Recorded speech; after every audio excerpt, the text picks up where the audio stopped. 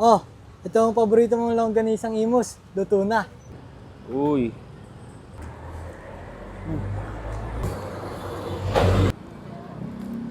Bagong bukas na kainan pero legendary na nga na may tuturing ang dinayo ko ngayon sa Imus Cavite. Dahil nga ang longganisa nila ay tinitinda nila since 1965 pa po yan. Kasi isa po sila sa unang nagtinda sa Imus Palengke, ang longganisang Imus po. kaya naman tara, samahan nyo ako at tikman natin ang kanilang paninda dito. Magandang hapon, bossing. Anong meron sa atin dyan? Ito po, Minyang's Authentic Longganisang Imus po. Ano ba Yes yung po. mga tinitinda nyo dito? Meron po tayong longganisang with rice po. Meron pong skinless with rice, bacon with rice, and longganisang burger po. Opo. Eh, yan bang Minyang's Authentic Longganisa? Authentic ba talaga yan? Authentic yan, boss. Since 1965 pa po yan. Since 1965, totoo ba yan? Oo, bossing. Kasi isa po sila sa unang nagtinda sa Imus Palengke, ang longganisang Imus po. Ay, ganun ba? O sige, bossing.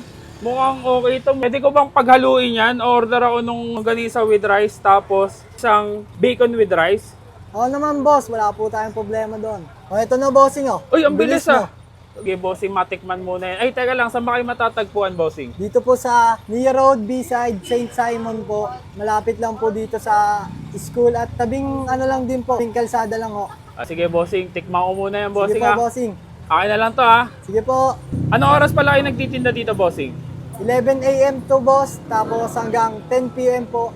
Sige, bossing, tikman ko muna to ah. Sige po, bossing. Okay. So mga box, ayan, saktong-sakto tong nadaanan natin kasi nagbukas na pala yung Minyang's Authentic Longganisa na nagluluto na ng authentic na Imus Longganisa. Ito yung isa sa mga naunang nagtitinda ng longganisang Imus, authentic longganisang Imus sa Imus Palengke. Tapos ngayon naisipan na nila na mag-branch ng mga luto. Ayan.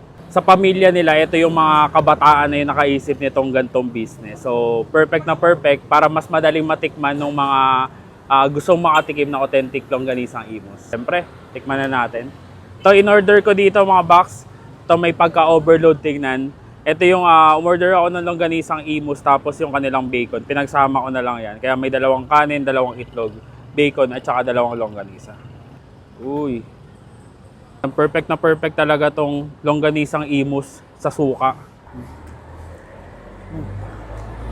Sarap. Grabe, panalo. Hindi na bago sa akin yung lasa nito kasi ito talaga yung binibili namin simula pa nung bata ako.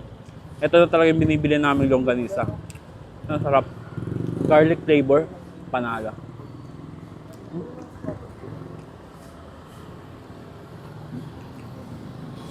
Ito yung mix ng pork and taba, pero hindi masyado mataba. Saktong-sakto lang siya.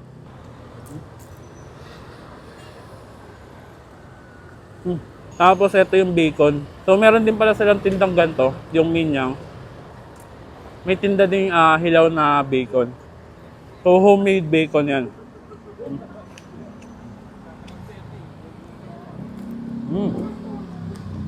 Sarap. Panalo. Saktong-sakto yung pagkakaluto niya. May pagka-crispy tapos juicy pa rin. Ang sarap.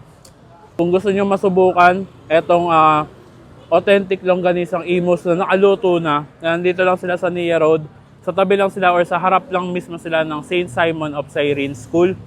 Dito sa Karsadang Bago, Imus Cavite. Panalong panalo to. And huwag kayo mag-alala, available din sa kanila yung mga hilaw na longganisa. Message nyo lang yung kanilang page para makapag-order kayo or bisitahin nyo yung stall nila sa palengke. Minyang and Lloyda's longganisang Imus since 1965. Paano? Busing ko muna to. Kain tayo.